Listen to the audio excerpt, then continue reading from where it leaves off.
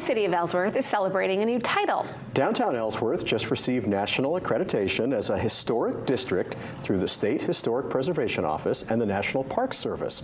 Meant to encourage investment in historic buildings, the program provides tax incentives to rehabilitate these buildings and keep them in use. The Great Fire of 1933 burned many wooden downtown buildings to the ground.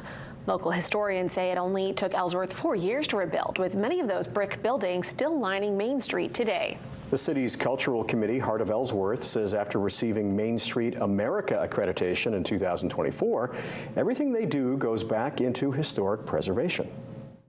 Main Street America grew out of the National Trust for Historic Preservation, and so from there, many main streets around the country, really their work is not only people and not only economic and community development, but these buildings, because they are a big part of who we are as a community. And this accreditation really highlights the importance of partnerships between municipalities and organizations like the Heart of Ellsworth. We are very fortunate to have a partner with the Heart of Ellsworth that can help us accomplish some of these goals.